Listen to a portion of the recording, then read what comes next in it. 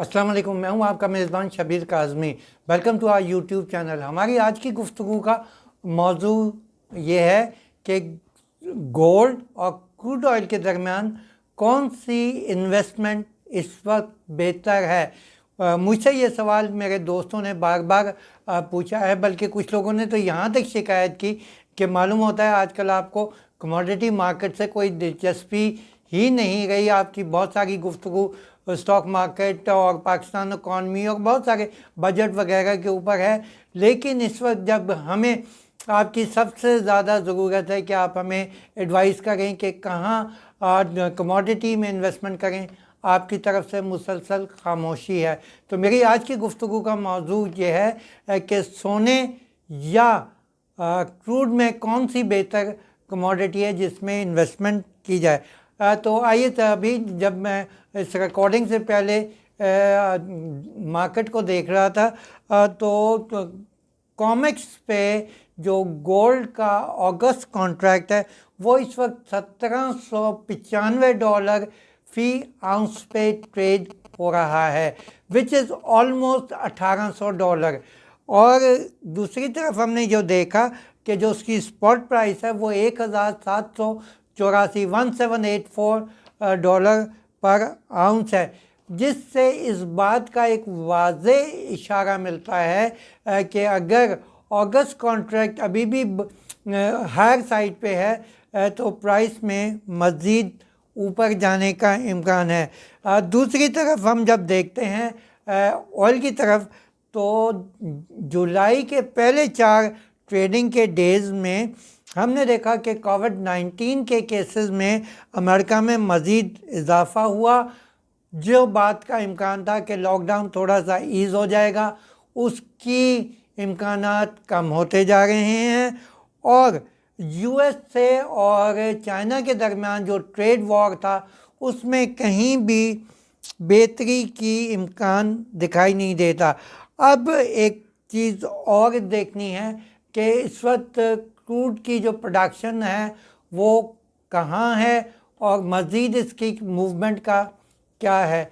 तो देखिए, इस बात के ऊपर इस वक्त ओपेक प्लस में डिस्कशन हो रही है कि अगस्त में प्रोडक्शन का जो कोटा होगा वो बढ़ेगा या यही मेंटेन किया जाएगा।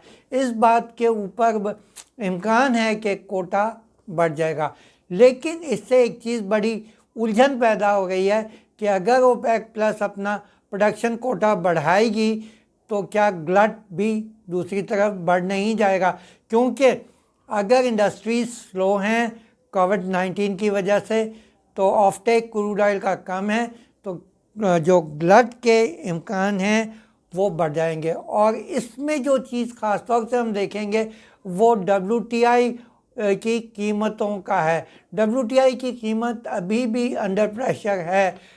थोड़ी सी बेहतरी इसलिए आई थी कि यूएसए में आपने मेरे गुफ्तगू में अक्सर एक लफ्ज़ या एक एक्सप्रेशन सुना होगा, एक्टिव नंबर ऑफ रिग्स।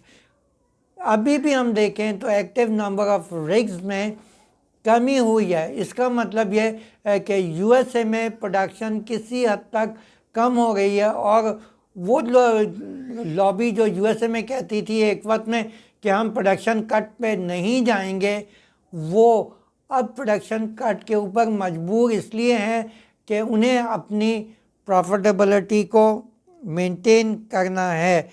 अब यहाँ पे बात ख़त्म करते हैं मेरे दोस्तों के सवाल के ऊपर कि आप ये बताइए कि इस वक्त जब हालात बहुत उलझन के से हैं तो हम क्रूड में इन्वेस्टमेंट करें या गोल्ड में।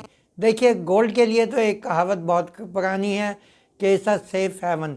आप हालात कितने भी ख़राब हों, गोल्ड में इन्वेस्टमेंट करें तो नुकसान के इम्कानात निस्बतन कम हैं।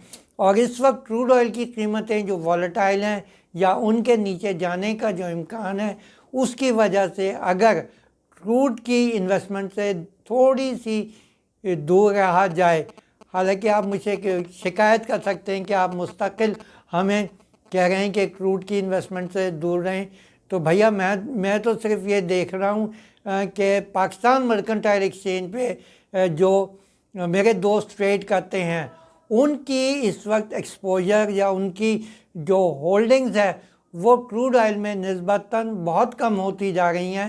اس کے برعکس گولڈ میں انویسٹمنٹ بھی ٹریڈنگ کا والیوم بھی بڑھ رہا ہے اور پریشس میٹل میں دیگر بھی انویسٹمنٹ بڑھ رہا ہے. اور جو لوگ تھوڑے سے زیادہ ایڈونچرس ہیں وہ ایکویٹی انڈسز میں ابھی بھی انویسٹمنٹ کر کے پیسہ کما رہے ہیں کیونکہ انڈسز کبھی اوپر جاتے ہوئے دکھائی دیتے ہیں کبھی نیچے جاتے ہوئے دکھائی دیتے ہیں. لیکن اس میں ایک چیز جو ہم دیکھ رہے ہیں کہ اس وقت وہ اپنے ریکارڈ ہائی لیول پہ تقریباً ٹریڈ کر رہے ہیں. تو اگر آپ میری پرانے مشورے کو یاد رکھیں, اپنی انویسٹمنٹ سوچ سمجھ کے کریں, بڑے منافع کے لالچ میں چھوٹا منافع نہ گنوائیں اور اپنی انویسٹمنٹ کو ریگولر مانیٹر کریں. اسی مشورے کے ساتھ آج کی گفتگو کو ختم کرتے ہیں. اللہ حافظ.